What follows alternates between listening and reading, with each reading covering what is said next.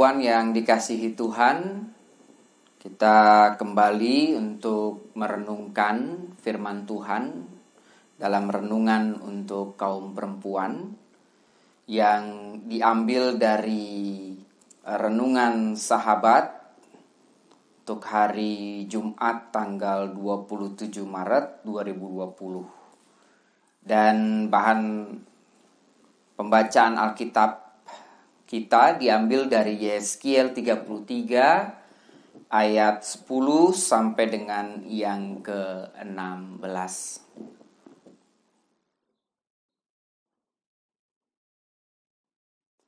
Baik, sebelum kita membaca dan merenungkan firman Tuhan, mari kita bersatu diri dalam doa. Mari kita berdoa.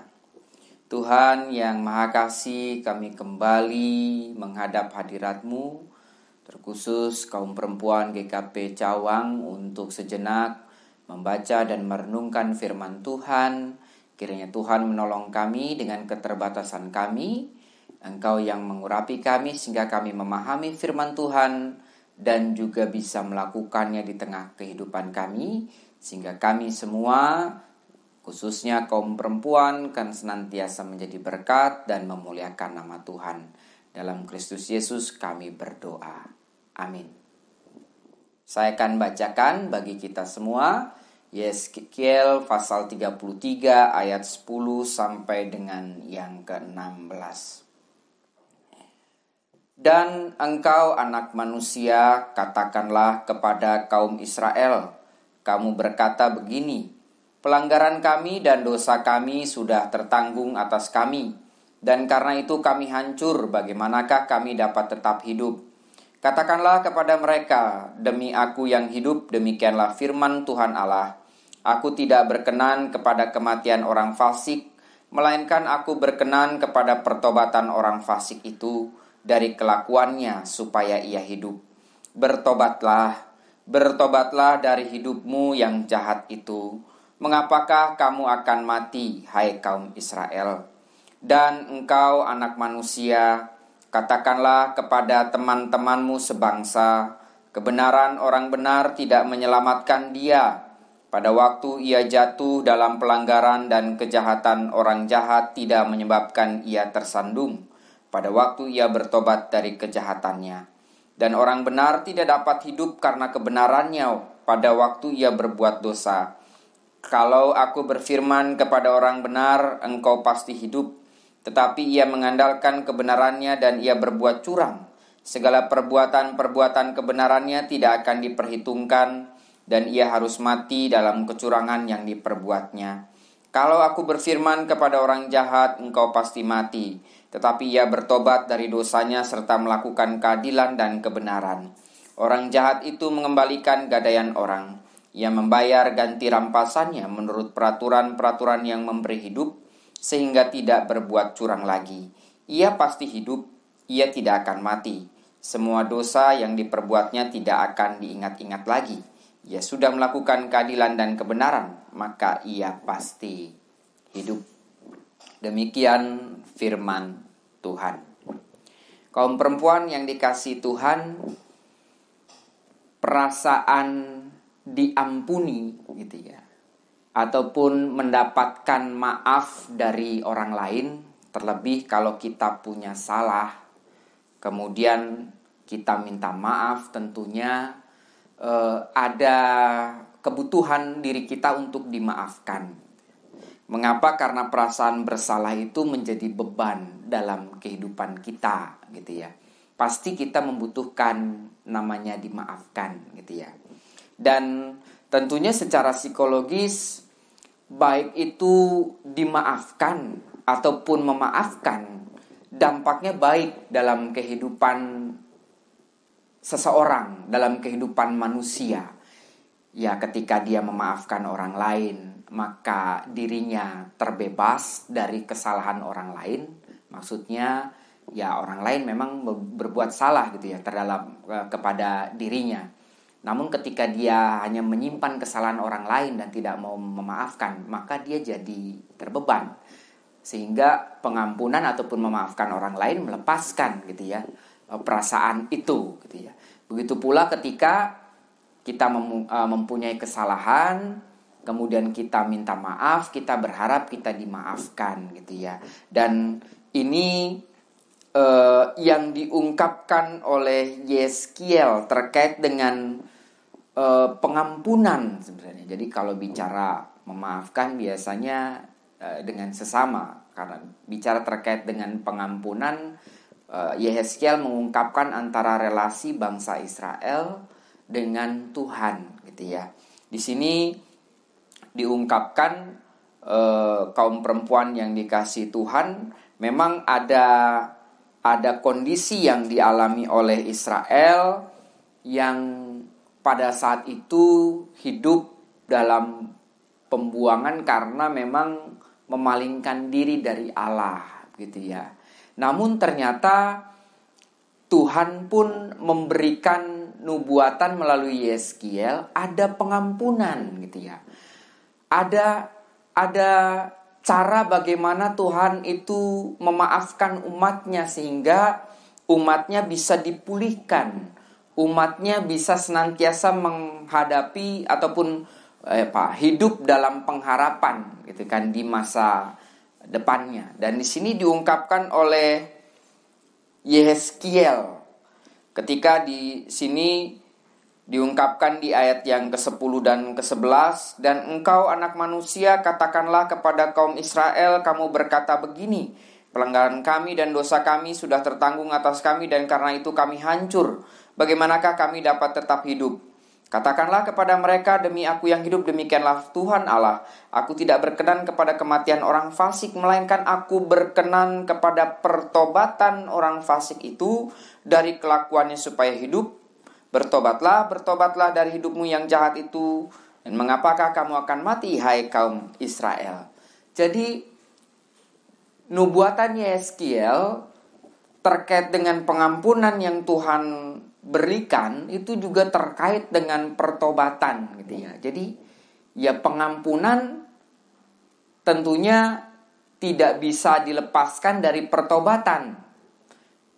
Seseorang yang menghayati kondisinya keliru, salah, dan dia meminta ampun, meminta maaf, maka dia juga harus bisa mengubah dirinya untuk tidak melakukan kesalahan yang sama, untuk tidak melakukan dosa ataupun kekeliruan yang sama gitu. Jadi disitulah ada pertobatan, dan di sini Tuhan menyediakan itu. Tuhan menyediakan jalan di sana untuk memberikan pengampunannya, dan bangsa Israel diharapkan pun mengalami pertobatan di sana gitu ya. Dan ini tentunya harus dihayati oleh bangsa Israel sebagai bangsa pilihan Allah untuk menjadi model sebenarnya kepada bangsa-bangsa lain, bahwa Tuhan senantiasa memberikan pengampunan, namun juga Dia menginginkan gitu ya, umat ataupun bangsa Israel bisa senantiasa bertobat kembali kepada jalan yang benar gitu ya, tidak melakukan kekeliruan lagi. Nah, ini menjadi penting bagi kita semua, terkhusus kaum perempuan. Ketika kita menghayati diri, ya namanya kehidupan manusia, kecenderungannya adalah berbuat dosa. Betul ya, ibu-ibu ya. Jadi namanya manusia tidak sempurna. Kecenderungan berbuat dosa, berbuat salah pasti akan ada. Kecenderungan ketika kita menyakiti hati Tuhan, menyakiti hati sesama, itu pasti ada. Namun Bapak Ibu Saudara, ketika di sini bicara pengampunan dan pertobatan ini menjadi pemberitaan firman yang juga diberikan kepada bangsa Israel, kita diajak untuk sama-sama untuk menghayati pengampunan dari Tuhan. Dan juga diharapkan kita bisa hidup dalam pertobatan. Ketika kita sama-sama menghayati bahwa pengampunan yang Tuhan berikan bagi kita melalui anugerah keselamatan Tuhan Yesus Kristus dalam penderitaan dan juga kematian dan kebangkitannya, maka kita diajak gitu ya, untuk terus berproses memohon pengampunan dari Tuhan, memohon agar kita juga senantiasa juga diperbarui dan hidup dalam pertobatan gitu ya. Jadi ketika kita mungkin melihat, oh iya, saya kecenderungannya berbuat dosanya ini dosa kata-kata misalnya, dosa mulut. Saya berbicara mungkin tajam begitu ya. Saya berbicara mungkin seringkali menyakiti hati orang lain gitu ya. Saya mungkin juga seringkali mengabaikan orang lain demi keegoisan diri. Maka kita dalam perjalanan iman ini dituntun untuk bisa senantiasa memohon ampunan daripada Tuhan gitu ya. Dan yang terpenting adalah kita punya niatan upaya untuk bisa melakukan pertobatan, berupaya untuk tidak melakukan itu lagi gitu ya. Jangan sampai ada istilah tomat, kalau tidak salah ya, tomat gitu ya. Tobat maksiat gitu kalau nggak salah gitu ya. Udah tobat tapi ya begitu lagi gitu ya. Hari Minggu tobat gitu ya. Senin Sabtu maksiat gitu ya. Ataupun ya itu yang terjadi gitu ya. Namun kita justru menghayati, jangan kita sia-siakan pengampunan yang Tuhan berikan bagi kita gitu ya. Jangan kita menganggap remeh, bahkan cenderung menyederhanakan pengampunan. Oh, Tuhan sudah memberikan saya ampunan, sudah selesai. Nggak perlu deh saya memperbaiki kehidupan saya, tidak perlu deh saya berintrospeksi diri. Jangan seperti itu juga. Di sini justru Tuhan mengungkapkan sisi lain ketika pengampunan itu datang, ya sekaligus juga upaya untuk memperbaiki diri. Apalagi di sini diungkapkan di ayat 13-14 nih. Kalau aku berfirman kepada orang benar, engkau pasti hidup. Tetapi ia mengandalkan kebenarannya dan ia berbuat curang, segala perbuatan-perbuatan kebenarannya tidak akan diperhitungkan dan ia harus mati dalam kecurangan yang diperbuatnya. Itu ayat 13.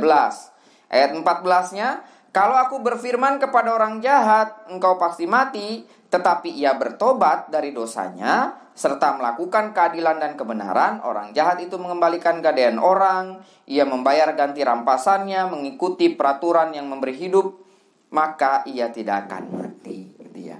Jadi, anugerah yang Tuhan berikan harus disambut dengan pertobatan. Gitu ya. Pengampunan yang Tuhan berikan, yang tentunya juga memberikan pembebasan dalam kehidupan kita, ya kita hayati untuk kita juga jangan semata-mata karena sudah bebas dari dosa kemudian kita sebebas-bebasnya berbuat yang Tuhan tidak kehendaki, tidak gitu ya. Jadi tetap gitu ya, kita harus terus berproses melakukan perbaruan diri dalam pertobatan kita agar lebih baik lagi gitu kan. Dan kita berintrospeksi kira-kira apa nih gitu ya. Dari kaum perempuan yang mau untuk diubah. Oh, dengan dasar Tuhan sudah mengampuni saya, maka kita diajak. Pertama, memohon pengampunannya terus menerus, mengampuni orang lain gitu ya. Ini juga penting gitu ya. Kita diajak sebagai sarana ataupun alat Tuhan untuk juga memberikan pengampunan bagi orang lain gitu ya. Banyak hal gitu ya. Bahkan perubahan-perubahan dari karakter-karakter dalam diri kita yang tadinya mungkin cenderung sulit mengendalikan suara, mengendalikan kata-kata kita diajak untuk mengendalikan diri, kita diajak untuk senantiasa lebih mengungkapkan kata-kata yang justru membangun daripada yang menghancurkan. Itu kan salah satu hal bentuk pertobatan yang kita bisa lakukan dalam kehidupan kita, dalam menghayati pengampunan yang Tuhan berikan dalam kehidupan kita. Dan saya yakin kaum perempuan tentunya punya daya di sana, punya kemampuan di sana yang tentunya juga itu semua didasarkan dengan kekuatan yang Tuhan berikan melalui Roh Kudusnya untuk senantiasa juga memberikan motivasi, inspirasi bagi banyak orang gitu ya. Ketika kaum perempuan bersama-sama menghayati pengampunan, kemudian terus melakukan perubahan dalam kehidupan kita masing-masing, dan itu menjadi kesaksian berdampak bagi banyak orang. Bukankah kaum perempuan justru dipakai Tuhan untuk menyatakan pengampunan itu, dan juga ungkapan ataupun seruan untuk melakukan pertobatan dalam kehidupan kita. Dimulai dari hal yang sederhana, dimulai dari diri kita masing-masing. Mari kaum perempuan dimanapun ibu-ibu berada di rumah masing-masing, kita sama-sama untuk menghayati pengampunan yang Tuhan berikan. Tuhan sungguh mengasihi kita, Dia berikan pengampunan bagi kita, namun jangan disalahartikan. Namun kita justru dengan dasar pengampunan itu kita diajak untuk sama-sama terus melakukan pertobatan terus-menerus, memperbaiki sikap-sikap kita, yang tentunya kita bisa meneladani Kristus dalam kehidupan kita, sehingga hidup kita mencerminkan Kristus. Hidup kita senantiasa mewartakan, bahkan mencerminkan pengampunan dari Tuhan itu melalui tindakan-tindakan yang berbuah baik. Tuhan Yesus memberkati kita semua, dan selamat untuk menghayati pengampunan dan juga pertobatan. Tuhan Yesus memberkati kita. Amin.